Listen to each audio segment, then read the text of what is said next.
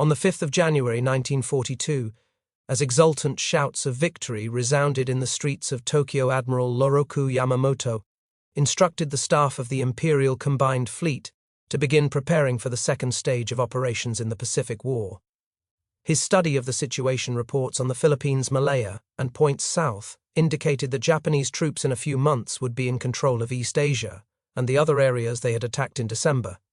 So Yamamoto told his chief of staff, Matome Ugaki, that he wanted the plans to be completed by the middle of February. The speed with which the Japanese had conquered the Western Pacific astounded the planners in Tokyo and brought about sharp disagreement within the Imperial General Staff. The ardent military nationalists wanted to press on as long as Japan was victorious, no matter how far afield such planning led. Another group, represented by Admiral Yamamoto, had been less than enthusiastic about the opening of war with the United States and Britain, and worried about the future. One reason Yamamoto was at sea aboard the Combined Fleet flagship Yamato was that friends on the Imperial General Staff had worried that if he remained in Tokyo he would be assassinated because of his public opposition to unlimited war.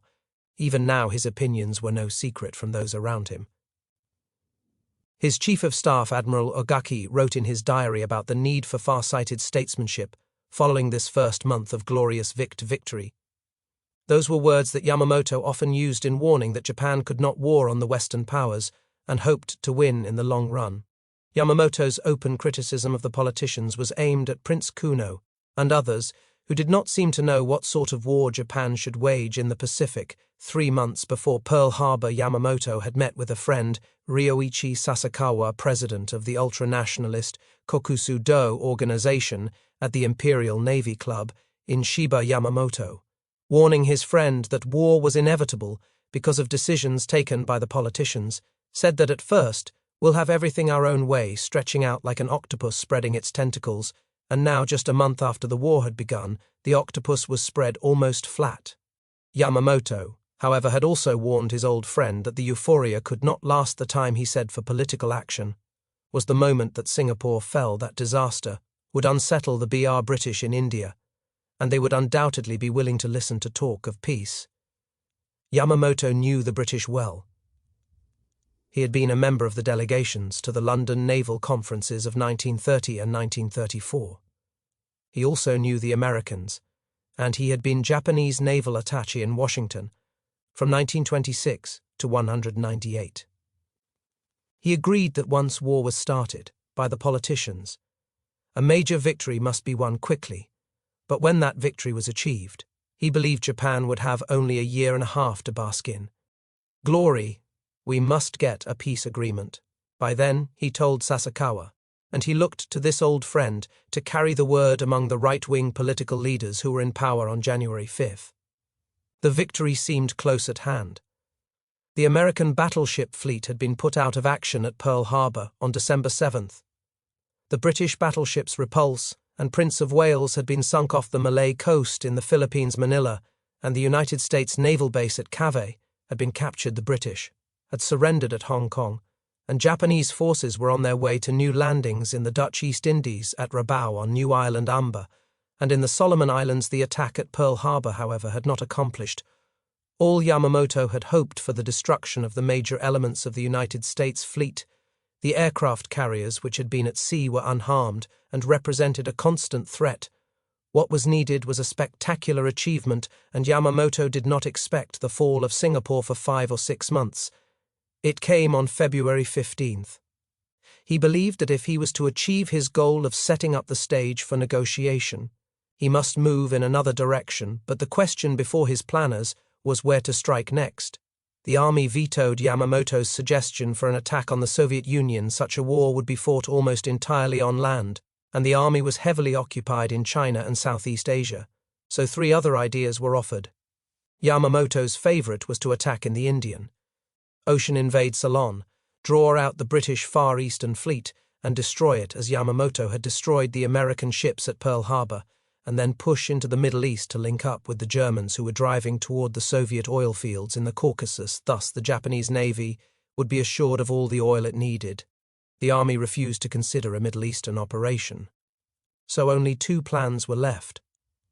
One advocated by the Naval General Staff in Tokyo, called for an attack on Australia to deprive the Americans of that forward base of operations. After moving into the Solomon Islands, the Navy would take New Guinea, New Caledonia, Fiji, and Samoa. Advocates of this plan at Imperial General Headquarters were already setting up occupation systems for Australia and New Zealand. But Yamamoto did not like the Australia plan because he thought it would take too long and still would not be spectacular enough to halt the Americans. Yamamoto also knew the Pearl Harbor attack had aroused the spirit of vengeance in people the Japanese had been learning to detest as soft and incompetent, too soft, the army said, to fight a war to the finish. It was apparent that even the capture of Singapore would not stop the Americans. Yamamoto wanted a victory that would make it possible for Japan to extend a generous olive branch in January. Yamamoto ordered another plan drawn, and 2 months later sent officers to Tokyo with the document designated the MI Plan, which envisaged a battle off Midway Island, where the American carrier force would be destroyed. He also sent to Tokyo the AL Plan, which detailed the invasion of the North American continent via Alaska. If all went well, Hawaii would be occupied, and later perhaps the West Coast, at least victories at Midway, and in the Oceans would give the politicians a base for negotiating the sort of peace that Yamamoto hoped to achieve in Tokyo. The admirals quarreled around the conference table in the Navy Ministry, but in the end, Yamamoto had his way. Forgotten was the potential significance of the fall of Singapore in February and the impending collapse of Bataan and Corregidor, either of which might have served Yamamoto's purpose. The reason they were no longer important lay in the April raid of Lieutenant Colonel Jimmy Doolittle's B-25 bomber squadron on Tokyo. The Doit raid had shocked the Japanese into a realization that the Americans were only beginning to fight in June, after the Midway operation flamed into disaster for Japan. There was no time for recrimination. Indeed, the army did not even know the full extent of the defeat. The news of the destruction of 4 big fleet carriers was carefully suppressed, so that it was known only at the highest levels of the Navy. While Yamamoto had been off on his Midway excursion, the Naval General Staff in Tokyo had moved the Navy and its Air Force's stead lie southward to set up the forthcoming attempt to cut off Australia. Naval forces had taken Rabaul on January 23rd, and from that time onward they had conducted constant air reconnaissance and bombing raids against other islands and New Guinea. It was apparent to the Australians, who communicated their concerns to General Douglas MacArthur after his arrival in March, that the Japanese would soon move against New Guinea if they were successful. It would be very nearly a walkover for the Japanese to take northern Australia in February. The Japanese had already bombed Darwin, and in March, when they invaded Salamaua, New Guinea, the pace stepped up. In May, just before the Midway battle, the Japanese sent an occupation force toward Port Moresby, but it was turned back by the fierce defense of the Americans and Australians in the carrier battle of the Coral Sea. The Japanese did occupy Tulagi, north of Guadalcanal, and built a seaplane base there. The Battle of the Coral Sea convinced plan in Washington and Australia that they had to prepare for a Japanese move in the south. MacArthur told the Australian government it must be ready for an attack before a Japanese thrust that was generally expected to be made against India. He cabled General Marshall for 2 carriers and 1,000 planes.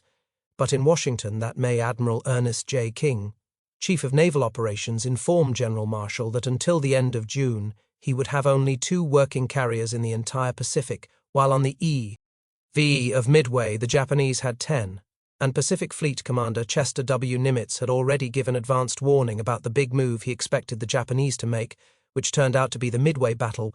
While events were taking their course at Midway, the Japanese were establishing their forces in the New Guinea Solomons area.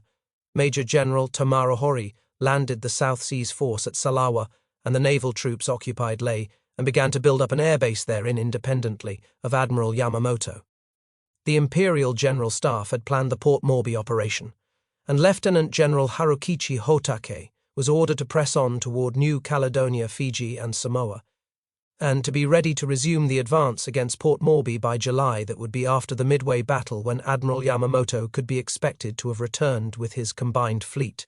That big carrier force was expected to protect this new move, in spite of the defeat at Midway, which was reported as a victory to the forces in the field. Imperial General Headquarters did not alter its plans a few days after Midway. The Australians informed General MacArthur that the Japanese were ready to move in view of the Midway victory, MacArthur suggested that the Allies make a preemptive attack on the New Britain New Ireland area, and then an assault on Rabaul, the main Japanese naval and air base in the area with the 2 carriers and the 1,000 planes, and an amphibious division. MacArthur would force the Japanese back to True on June 12. General Marshall offered the MacArthur plan to Admiral King with some modification. He wanted 3 carriers instead of 2 and 1 Marine division and 3 Army divisions to make the assaults. Admiral King opposed the idea because it would put MacArthur in command of the fighting. King's other reasons were supplementary. The carriers would be subject to land-based attack, and they would not have enough protection. As it turned out, the Navy had to cope with both of these tactical problems. At Guadalcanal, King devised his own plan, a drive from the New Hebrides by forces under Navy command. MacArthur objected to having his army forces serve under the Navy, but nobody could deny the necessity of stopping the Japanese before they took New Guinea and were poised to attack Australia. The problem for the Joint Chiefs of Staff was who was going to command the operation. They gave Phase 1 the primary task of taking the Santa Cruz Islands to Lagi and adjacent positions to Admiral King. Guadalcanal was just a spot on the map with no known tactical or strategic value. It did not even merit a name in this JCS plan. General MacArthur was thrown a ESOP after Phase 1. He was to take over and mop up the Japanese in the rest of the Solomons, Rabaul and New Guinea. Admiral King was given his way because the Joint Chiefs of Staff recognized that King had already planned a defense line down the Pacific to protect Australia, and his plan would need relatively less force than MacArthur's. Thousands of troops were training in New Caledonia, and King had weeded General Arnold into sending several squadrons of United States Army Air Force planes there. He had reinforced Samoa and Epate in the New Hebrides, and he planned to put a base in Tonga. Admiral Wilson Brown, whose indecisiveness at the time of the Wake Island crisis had aroused King's annoyance, was shipped off to a newly established unit called the Amphibious Training Command at San Diego. He and Marine Major General Holland Smith were told to develop new techniques for island warfare. Rear Admiral Richmond Kelly Turner, King's chief plans officer, suggested that the first effort must be to hold the line in the South Pacific, while training the amphibious forces. The second stage would be a combined offensive by the United States, Australia, and New Zealand, through the Solomon Islands to the Bismarck Archipelago and the Admiralty Islands. The third stage would involve seizure of the Caroline and Marshall Islands, and the fourth stage would take the Allies either to the Dutch East Indies or to the Philippines. Admiral King approved this plan. It was just what he himself envisioned, and he made arrangements to bring Vice Admiral Robert L. Gawley, who was serving as a naval observer in London, to head the South Pacific Command. King detached Rear Admiral Turner from the Plans Division and told him to get ready to take over as commander of the amphibious operation. All this was done even before the Japanese assault on Port Moresby and Tulagi. Vice Admiral Gawley left Washington on May 1. He would take command of the South Pacific Force on June 19. But first he had to go to Pearl Harbor to report to Admiral Nimitz, who would be his direct superior. By the time Gormley got to Pearl Harbor, the Japanese offensive was already beginning in the South Pacific. On May 22, an Army plane saw a Japanese photo-reconnaissance aircraft taking pictures of Guadalcanal. Army intelligence suggested that the Japanese were preparing to build an airfield there on June 25. Army intelligence reported that the grass on the island's central plain had been burned off and tents had gone up in the area. A wharf was under construction at Lunga. 6 days later, an Australian coast watcher on Guadalcanal reported that construction of an airfield was only awaiting the arrival of Japanese construction units. He even knew the names: the 11th, 8th and 13th Pioneer Forces, which were the equivalent of American CB units. This information was confirmed in a radio interception made by Nimitz's intelligence officers at Pearl Harbor, the Pacific Fleet's radio intelligence group, which had broken parts of the Japanese naval code, picked up a message saying that the 11th and 13th Pioneer Forces would arrive at their destination on July 4th, and Fleet intelligence put 2 and 2 together. Admiral Turner happened to be visiting Pearl Harbor that day, on his way to prepare for the amphibious landing somewhere in the South Pacific. When Admiral Nimitz received the radio intelligence report, Admiral Turner knew where he was going. It could be no place but the Solomons. Within 2 weeks, Turner was in Wellington, where he boarded his flagship.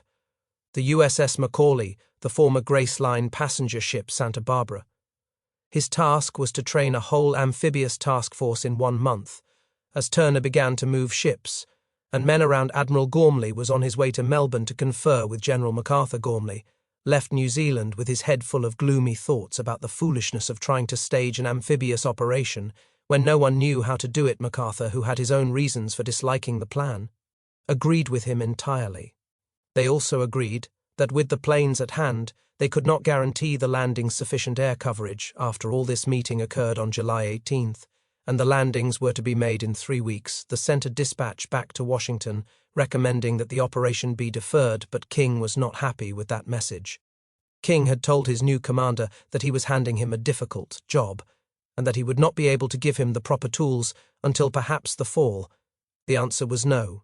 The invasion would proceed as planned. Gorley had left Washington convinced that the United States was not ready for aggressive action in the South Pacific. His gloom increased when he tried and failed to get CBS and other units sent immediately to New Zealand from the beginning. The Guadalcanal invasion plan was notable for failures of intelligence. All concerned commands knew that an operation was in the offing, particularly after July 10th, when Admiral Nimitz sent Admiral Gormley his operations orders. The major Japanese airbase was located at Rabel Plains. From those fields could stop at Guadalcanal, refuel, and then bomb Australia. There was no doubt that they could strike a deadly blow at the Allied build-up. But on July 10th, the Allied Intelligence Service's report reaching King contained only a casual comment about airfield construction at Guadalcanal, and a few days later a report located the field on the wrong side of the island. By the end of July, the Japanese had completed the airfield, and back at Combined Fleet Headquarters in Japan, Admiral Yamamoto gave orders that the first staged mission would leave Rabaul on August 14. As commander of the overall United States operation, Admiral Gorley tried desperately to get more help to build advanced bases to bring in more planes, but everywhere he turned, he learned the truth of Admiral King's assertion that he would not be able to provide Gormley with proper tools. The supplies of the invasion forces, for example, were loaded hodgepodge aboard the transports at Oakland.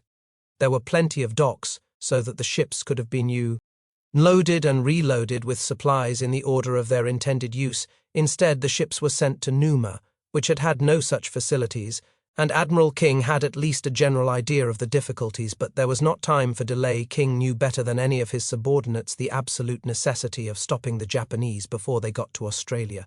The timetable remained. By late July, the rush was on, and 177,000 Marines were moving by troopship from California, Pearl Harbor, Numa, and Samoa. Admiral Gormley was too busy to hold a conference of his commanders, but on July 28th, Admiral Frank Jack Fletcher, who was supposed to be in tactical command, called a meeting aboard his flagship, the carrier Saratoga. For the first time, the tactical unit commanders met to talk about the invasion, and Admiral Fletcher was to protect the invasion with his task force. Admiral Turner was to deliver the troops of Marine General Alexander Vander. Once the Marines had taken the island, garrison troops would be brought in, but so hastily was this operation called that no one had made provision for any troops to be held in reserve. There were no more men available in the South Pacific. The meeting on the Saratoga was not a happy one. Fletcher began by announcing that he would protect the landings at Guadalcanal for only 2 days, he insisted, and Gorley's staff members at the meeting concurred that the carriers must not be risked. Fletcher was gun-shy, that the whole operation was cockeyed, hasty, and doomed. Admiral Turner, who had a better idea of the global military picture than any other man in the cabin that day, chided his superior. There was no point in that sort of argument, he said, and the decision had been made to risk all. It was their job to carry out orders. Fletcher ought to have known all that. After Coral Sea, Admiral King had been so displeased with Fletcher's constant avoidance of action that he had insisted Admiral Nimitz ascertain the condition of Fletcher's fighting spirit. Nimitz was a kindly man, and he liked Fletcher.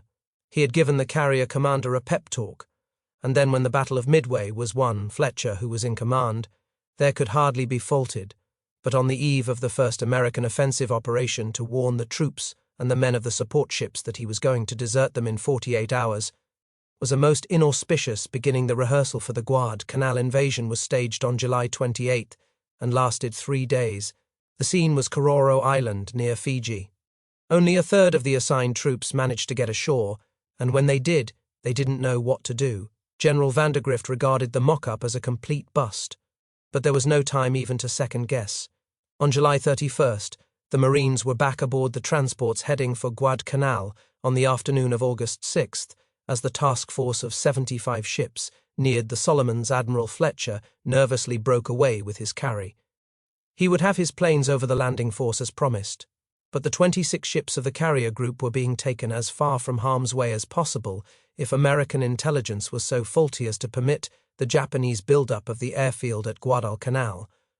Japanese intelligence was faultier, for as the United States invasion fleet massed in the South Pacific, the Japanese had no inkling of a forthcoming attack. In July 1942, the Japanese army was preoccupied with trying to capture New Guinea as a staging point for its operations against Australia and New Zealand. Major General Tomaro H's South Seas Force landed 2,000 troops near Buona. After capturing Buona, the Japanese planned to construct airfields there as a prelude to a new attack on Port Moresby.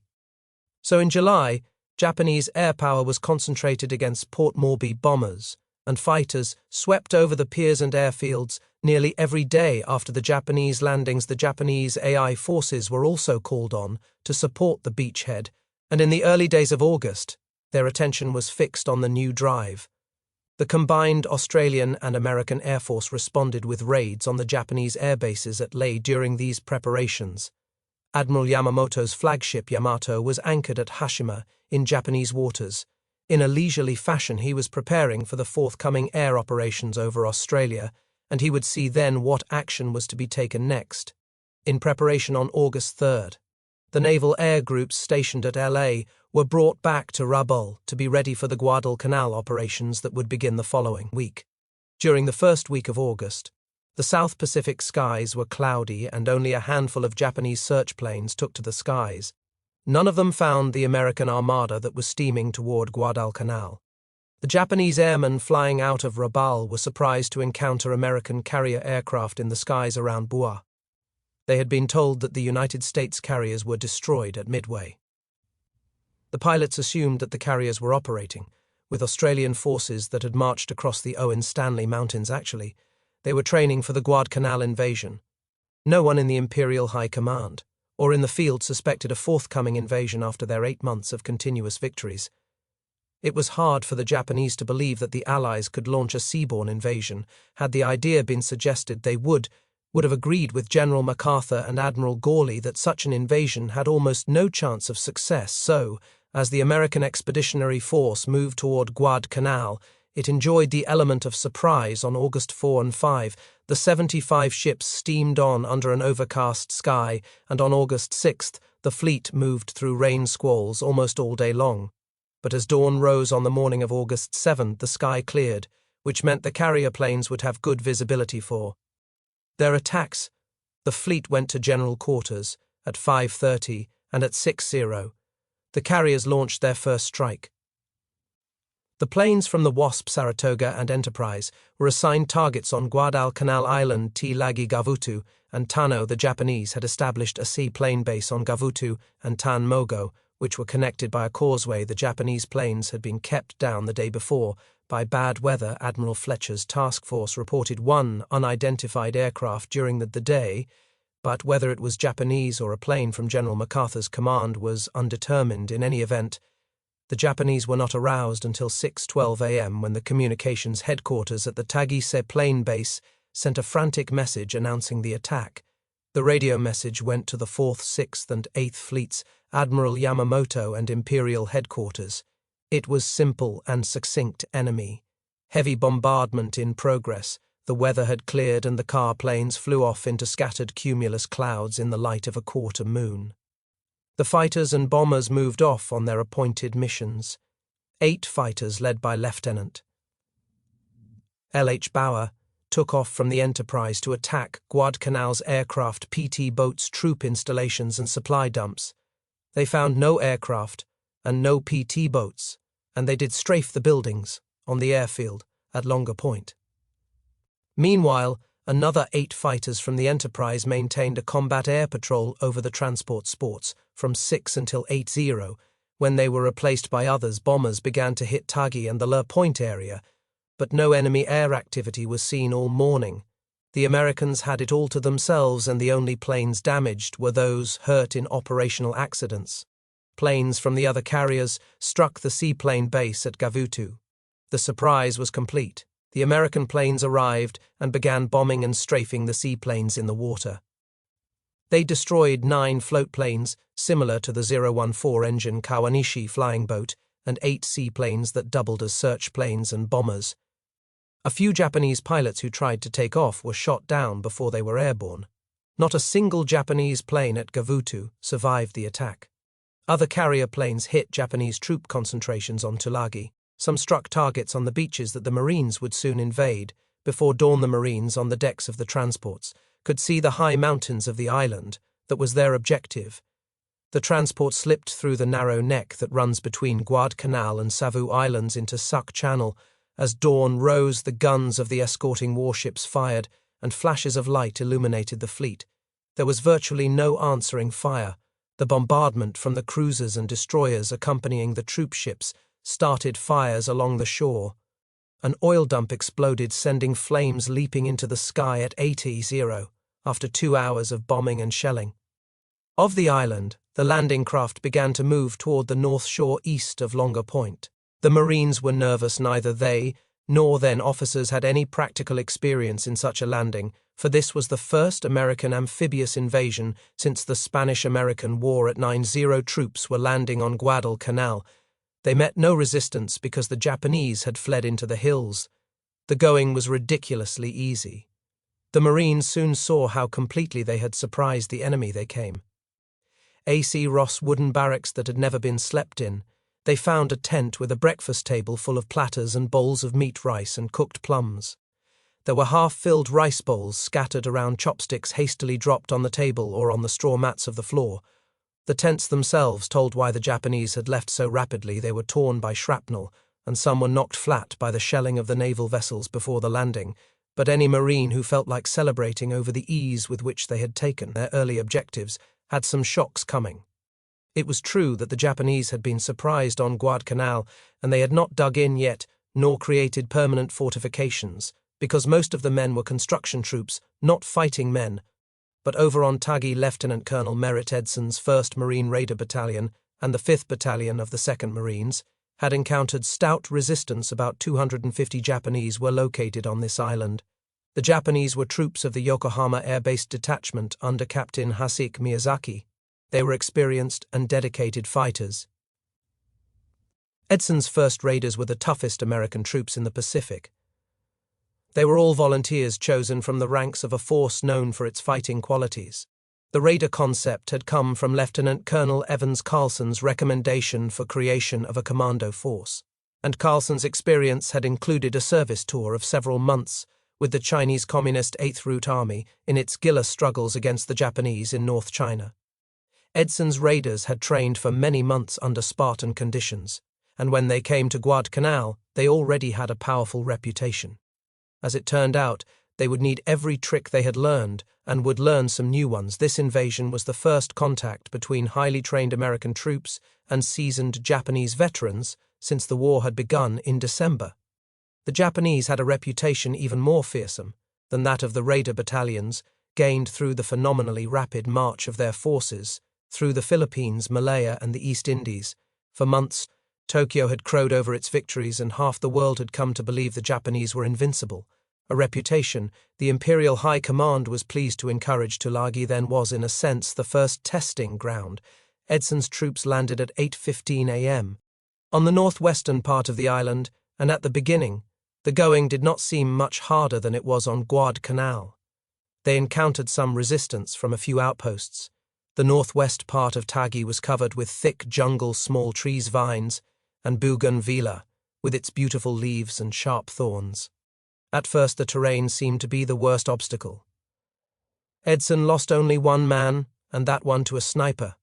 As the Marines hit the beach, Edson planned to move inland to a ridge that ran the length of the island, and then work along the top of that ridge, clearing the slopes as they moved south. But the terrain was so difficult that it took 3 hours for the men to chop their way along a 1.5 miles of rising ground. Having reached the ridgeline, the Marines moved ahead, came out of the jungle, and ran straight into the central Japanese defenses, built on the hillside. The Japanese had constructed dugouts and rock embrasures, and had placed their machine guns carefully to create interlocking fields of fire. The Japanese defense was based on keeping the enemy below them, but the Marine found that by crawling up the cliffs, they could drop charges of dynamite and grenades into the dugouts, and that was the method they had to use to advance once a dugout was blown. It still was not safe in one hole. The Americans killed 17 Japanese with dynamite charges. One Marine spotted a radio inside and went in to retrieve it. There were still 2 Japanese soldiers alive, and they shot him and another man who came after him before they were killed. One section of Marines took on this defense position in the center of the island, while the center and left flank of Edson's force pushed down the ridge. But even along the ridgeline, the going was not easy. One company suffered 15 casualties that first afternoon. The frontal resistance was stiff, but with the Japanese frontal resistance was only half the battle. Snipers seemed to be everywhere, tied in trees, in the tops of buildings, behind rocks. A favorite tactic of the snipers was to let the forward element of a Marine unit pass, and then begin shooting at the men from behind. This move almost always meant death for the sniper, but usually not before he had caused several casualties. And one thing the first raiders learned that day was that the small 25 caliber Japanese rifle and machine gun slug were more apt to wound than to kill, which from the Japanese point of view was satisfactory, since it took additional troops and resources to care for the wounded. During the afternoon, the raiders drove along the ridge, and until they ran into a 3-sided ravine whose floor was an old British cricket field. The Japanese had dug into the ravine walls and established the fields of fire that would become so familiar in later months. As the Marines moved up, they ran into crossfire, and Edson stopped because darkness was coming, and this was no time to be probing you. Known dangers that night. The Marines on Tulagi had another new experience. The Japanese, knowing they were outnumbered, with no chance of survival, staged one of the desperate counterattacks for which they would become infamous. Waited until the Marine perimeter was quiet. Then at 10:30 a.m. they broke through between 2 companies and surrounded one of them. The Marines fought in their foxholes and in the open, using guns, machine guns, grenades, and knives. The Japanese came along the ridge toward Colonel Edson's command post and reached a point 50 yards from him. Finally, the Marines overpowered the Japanese and threw them back, but not before one company had lost half its non-commissioned officers. The next day, August 8th, more troops were landed on Tulagi until there were 7,500 on that side of Sear Channel. Edson's raiders and men of the 5th Battalion of the 2nd Marines began moving again toward the southeastern end of the island. One by one they attacked the Dugin machine gun positions on the steep sides of the old cricket ground. From one cave they removed 35 dead Japanese, some of them already rotting and stinking, but some killed in the last moment of defense of the position. From this the Americans deduced properly that the Japanese tactic was to hold a position until the last, unless ordered to retreat, proof of the discipline of the Japanese armed forces. Those troops who surrendered on Guadalcanal were mostly members of labor battalions, not combat troops. The raiders that second day encountered dozens of examples of a spirit they had not seen before. In one dugout they cornered 3 Japanese officers, who at the end had only one loaded pistol among them, as the Marines were ready to make the final assault. They heard 3 shots when they entered the dugout. They discovered 3 bodies and an empty pistol. One officer had fired all but his last 3 rounds, then shot his 2 companions and himself in those first days. This suicidal attitude surprised the Marines. It was hard for an American to understand how cornered or wounded men, with no hope of survival in their hole, knowing that the enemy had an on-material and numerical advantage, would almost invariably choose death to surrender. It took some getting used to, but after a few Japanese had pretended to surrender, only to pull out guns or bayonets to attack their captors, or to explode grenades to kill themselves and their enemies. The Marines took the Japanese on their own terms. Thereafter, there was virtually no further attempt to persuade Japanese soldiers to surrender. Tulagi was brought under control on that second day, although not all the Japanese on the island had been killed for days afterward. Japanese snipers harassed the American troops until the last sniper was killed. One gets a feel for the stubbornness of the fighting on Tulagi in the experience of Gunnery Sergeant Angus Goss. He had gone ahead. Of his men to attack a cave near the cricket field, the Japanese had fired sporadically from that position. He moved up close enough to throw hand grenades into the cave, and the Marines had been trained to pull the ring pin of the egg-shaped grenade throw count slowly and hear the explosion. Sergeant Goss pulled the pin through and counted on 6. The grenade was lobbed back out of the cave, and he had to duck to escape the blast of his own weapon. After another identical experience, he held the grenade for 3 seconds, then threw 4, 5, 6, and out it came again. Sergeant Goss called for a satchel charge, a bag filled with dynamite usually used to blow buildings. He thrust in the charge. Charge primed it and ran back a little. The Japanese thrust the charge out of the mouth of the cave. The dynamite exploded and drove a rock splinter into Goss's leg. The wound was not serious enough to fire him, but it hurt enough to infuriate him. He picked up his submachine gun and dashed into the cave, spraying fire. He killed 4 Japanese soldiers and counted 8 others who had died earlier, if possible. The fighting on Gavutu and Tano was worse than that on Tulagi. The landings there came in the middle of the morning. Not many troops were committed, because no one expected to find many Japanese there, but since the seaplane base was on these islands, the Japanese had fortified them, and the Marines ran into trouble. The Japanese were surprised, and had still not recovered from the bombardment and aerial attack that had destroyed their seaplanes, so the first troops ashore were met by rifle fire only. But when the second wave of Marines reached the beach, the Japanese had organized about 500 yards back, and the fire was intense. The third wave came under fire before the landing craft reached shore, and the casualties were heavy. Gavutu and Tanmogo were both dominated by small hills, not quite 150 ft high, but above the sea-level landings. This height was enough. The Japanese had built their defenses along the slopes, and they were well supplied with machine guns, automatic rifles, and ammunition. As on Tulagi, each Japanese position had to be taken. They did not retreat, and the viciousness of the fighting on Tanmogo was almost unbelievable in the early waves. The Marines had landed tanks. The Japanese had come surging toward the Tanu dock where the landings had been made. They had jammed crowbars under the treads, thrown grenades, and tried to set the tanks afire with rags soaked in gasoline.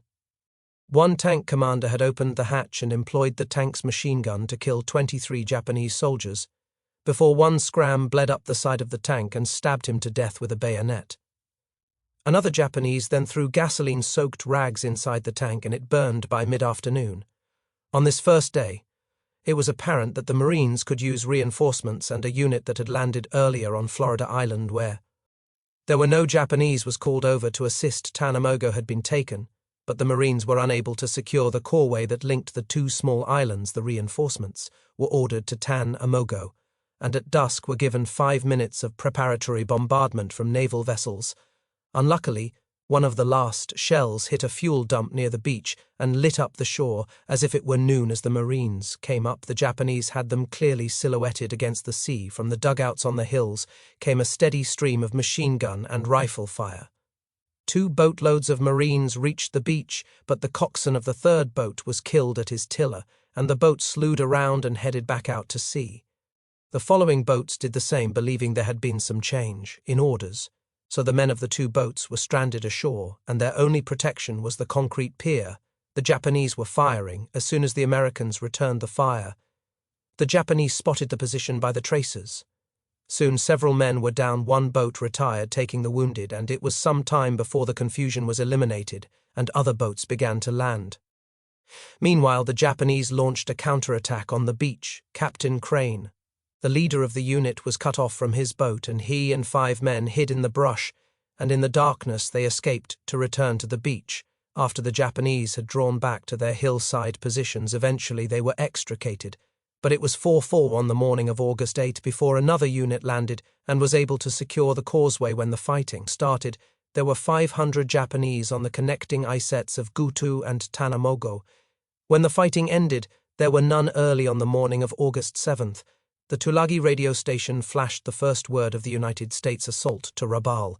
The astounding news reached the Rabaul airfield just as the pilots of the early morning missions were preparing to take off for another day's harassment of the Australians on New Guinea. The orders were immediately cancelled, and all available planes were dispatched to strike the American invasion force before the planes could take off. They received the unwelcome news from Tulagi. The entire flying boat flotilla had been destroyed. Then contact with Tulagi was broken, which could only mean that the base there had been overrun at 8:30 a.m. A flight of 27 twin-engine Betty bombers took off from Rabaul. They had been loaded for the strike against Australian forces on New Guinea, so they carried bombs instead of torpedoes. 180 fighters accompanied them as they climbed to 13,000. FD flew east to Boer Island and turned south along the Banville coast. They were picked up by 4 Enterprise planes just after 1:00 in the afternoon. The Enterprise fighters were flying at 18,000 FT. When down below, they spotted the large formation of Betty bombers, escorted by the Zeros just above Florida Island. The F-4Fs attacked, and Lieutenant VP DIs shot down 1 bomber. 4 others began to smoke and were listed as probables. But after this initial run, the Zeros joined the fight, and the F-4Fs broke off to take refuge in cloud cover. As they had been instructed to do, they had been hard hit.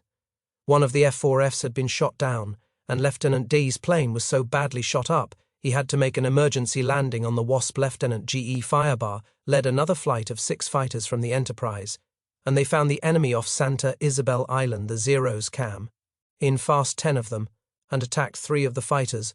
All 3 F-4Fs were shot down. The other 3 American fighters attacked the bombers, and Enan RNDS shot down 1 Betty. The first kill of a Zero was made by radio electrician T.W. Rhodes, but the Zeros came after them in force, and the F-4Fs ducked into clouds to hide. There were 10 Zeros after them in 2 formations, and they came in observing the Japanese rule: never let your wingman out of sight. They attacked the F-4Fs from the starboard quarter, and Lieutenant Firebar and enlisted pilot W.S. Stevenson Jr.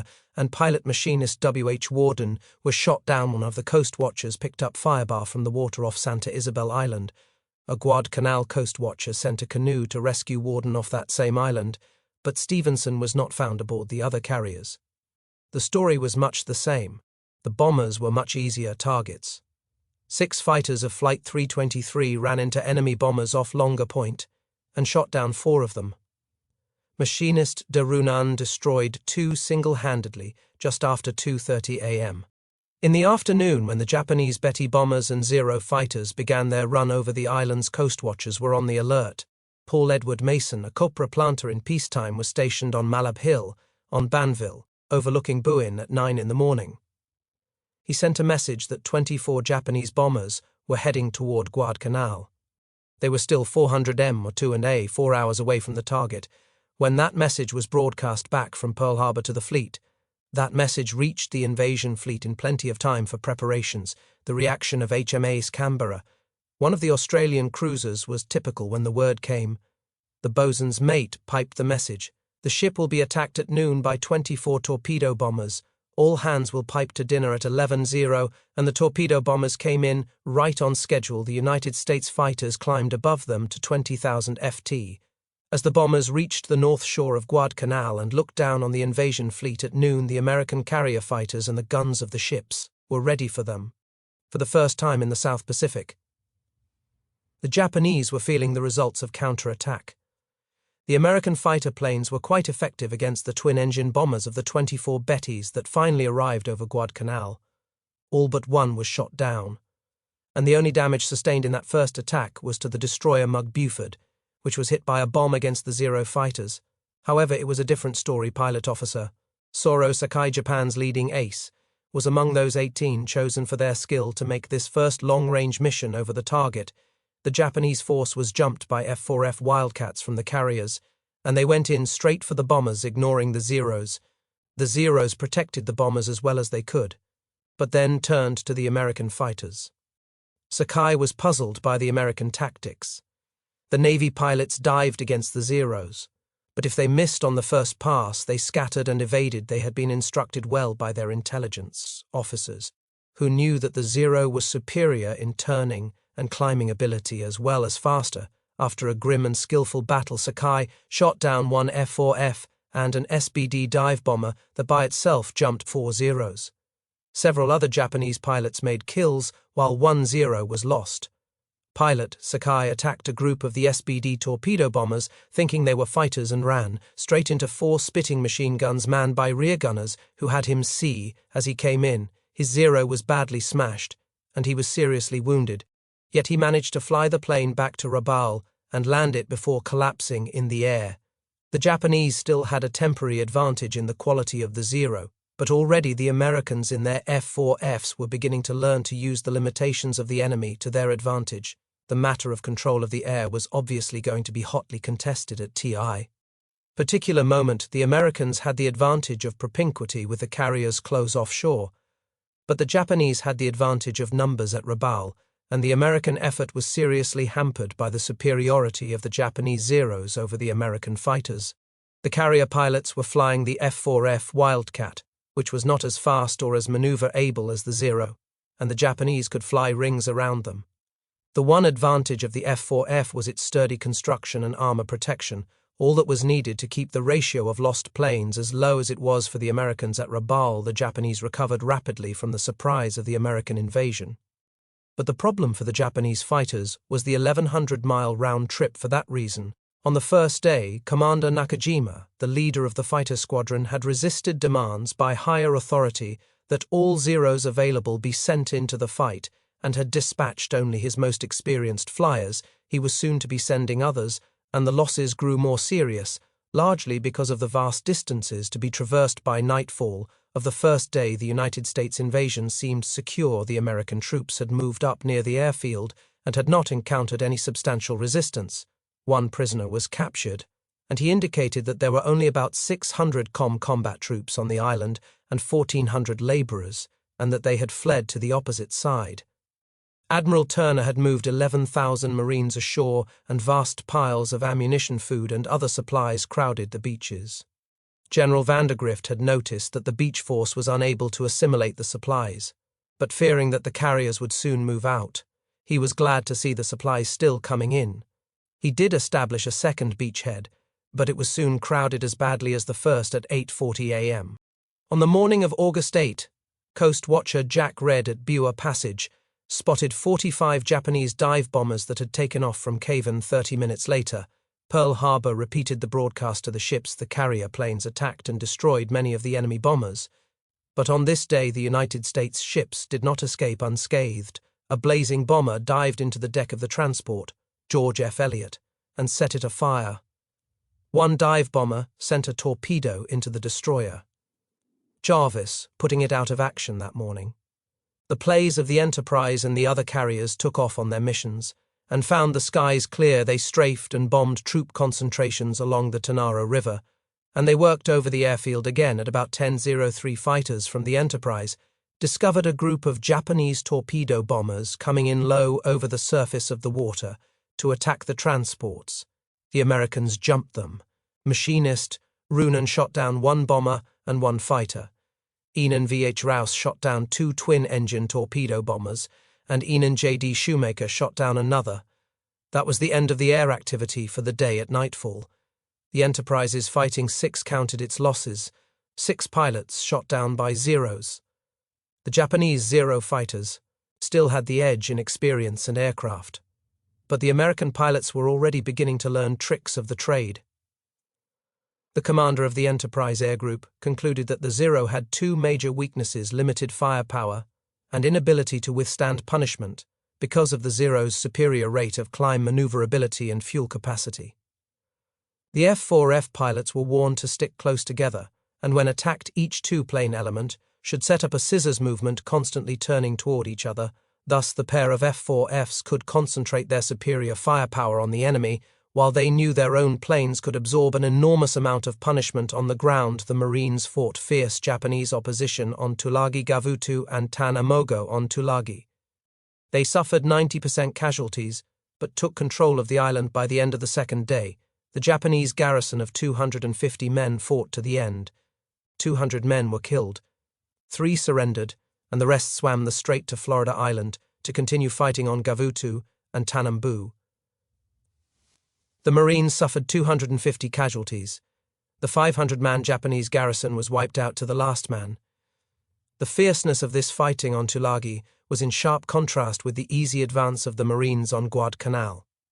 There, on the morning of August 8th, the Marines reached the edge of the airport they would name Henderson Field after a flyer killed at Midway. They were beginning to develop a contempt for the enemy. "I wish those Japanese would come out and fight," one Marine said. within the hearing of Richard Traces, the international news service correspondent who had accompanied the invasion. All they do is run into the jungle on the surface. Then the Marines couldn't ask for a finer war. But the officers were edgy that second afternoon. It was too easy at sea. The Americans apparently had no opposition either. A few Japanese patrol craft and tenders, and 1 or 2 transports had been caught off the shore, and they had been destroyed in the first hours of the invasion by shelling and bombing. Only in the air were the Japanese, giving the Americans pause. Most of those first WWII of bombers were destroyed, but the cost of meeting the Zeros was 21% of Admiral Fletcher's 99 carrier planes, that loss not high by operational standards. Convinced Fletcher that his decision to withdraw was sound at 6, though, that evening, Fletcher asked Admiral Gormley to allow him to withdraw his carriers. He withdrew before he had a reply, when Admiral Turner intercepted Fletcher's dispatch. He realized that the carrier withdrawal would leave him without any air cover. The number of Japanese planes could be expected to increase sharply as the enemy brought down more aircraft through the island chain. As Fletcher began to withdraw, the Japanese were moving in force. When the word invasion had been flashed from Guadalcanal to Rabaul, Vice Admiral Gichi Mawa had reacted immediately. Admiral Mawa was commander of the Japanese 8th Fleet and the Outer South Seas Force, which meant he had the responsibility for the whole South Pacific operation. His first move was to load 6 small transports with troops and dispatch them with destroyer escort to reinforce the 2,000-man Guadalcanal garrison, but the convoy ran into the American submarine S-38, which was operating out of Australia following the fall of the Philippines. The S-38 sank the transport, Mayo Maru, with 342 men aboard. The sinking, coupled with the reports of the enormous American invasion flotilla, persuaded the admiral that it was too dangerous at the moment to try to reinforce the garrison, and he called back the other 5 transports. By that time, Japanese naval assistance was already on the way to Guadalcanal. Admiral Mawa had been lucky in the matter of timing. Early on the morning of August 7th, as the Tulagi garrison sent its last message, 5 heavy cruisers left Cavan on the northern tip of New Ireland. 3 of them were headed northeast for Manus Island in the Admiralty Group, and 2 were bound for Rabaul. Admiral Mawa soon ordered all 5 cruisers to hasten to Rabaul. Shortly after noon, the cruiser WWII, accompanied by a destroyer, moved into Simpson Harbour. The other 4 cruisers waited in St. George's Channel between New Ireland and New Britain for the WWII to rejoin. When she came up late that afternoon, she was carrying Admiral Mawa himself and was accompanied by the light cruisers Tenryu and Yubari, so the Japanese moved toward Guadalcanal with 5 heavy cruisers, 2 light cruisers and a destroyer as they sped south. Admiral Mawa composed his battle plan by cutting SP.ED could delay their arrival until after midnight on August 8th and make a surprise night attack on the American forces at the beachhead. The admiral knew that the Americans had several carriers in that area while he had none. A night attack was a guarantee that he would not be harassed by American planes, since the Americans had no record of proficiency in night aerial operations. In fact, the Americans had no record of competence in any sort of night naval operations, while this aspect of tactics had become a Japanese specialty.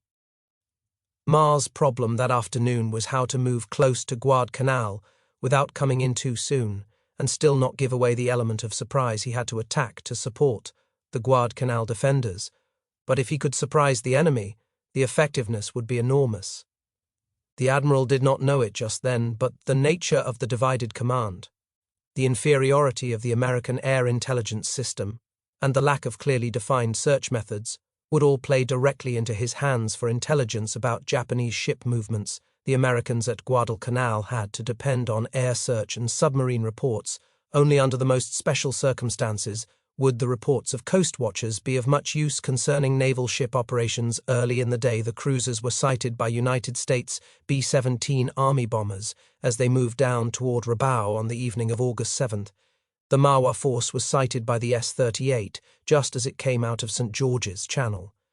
That night, the commander of the S-38 reported the contact to Brisbane, but those 2 reports were not given much credence by American naval commanders, because Rabaul had become the Japanese Navy's forward base, and it was quite normal for ships to move in and out. The Americans saw no indication that the ships in question were steaming toward Guadalcanal. Admiral Gorley was responsible for the coordination of all elements of the American attack. but to secure air searches he had to depend on several sources. First were the long-range B-17 bombers of General MacArthur's American Army Air Force and the Australian Army Air Force, part of MacArthur's command, which operated independently. Second was Admiral McCain's land-based Naval Air Force, which included a number of SE plane tenders and PBY patrol bombers. General MacArthur's planes were to take responsibility for the search of the Bismarck Islands, concentrating on the big naval and air base at Rabaul. McCain was to watch the northern approaches to the region, which meant True and the Marshal's Admiral Fletcher's carrier planes were supposed to make short-range searches, but actually made none at all. Fletcher was bemused with his worries. Admiral Turner had looked at his charts and seen that the Japanese had a marvelous approach to the island of Guadalcanal along the west coast of Banville, straight down between Chazel Island and Vilela, past Columbangara between New Georgia and Santa Isabel, and then between Florida Island and Guadalcanal's north coast. The lane was christened the Slot. Soon it was to become infamous in American naval history. On the morning of August 8, 4 PB, were scheduled to fly from Nandi on a 700-meter-long triangular pattern, whose apex was the Fiji Islands. They would come up, almost due west of Santa Cruz Island. 6 PB would fly search patterns from Espiritu Santo northeast over the Santa Cruz Islands and end at a point slightly above the Bismarcks, but far to the west of the Japanese task force. 6 PB would spread out from M across the Slot, from Guadalcanal, to search an area north and west of the Slot. 3 B-7s were to search north of Guadalcanal. On the night of August 7th, when Admiral Turner studied the search plan for the following day, he found the Slot was completely uncovered. He asked Admiral McCain for a special search there the next day, but somehow between Admiral Turner's flagship Admiral McCain's headquarters and the SE plane tender Mackinac at M, the message was lost. The search was never made. Thus, on August 8th, the Americans had left uncovered the most obvious approach of any enemy naval force to Guadalcanal.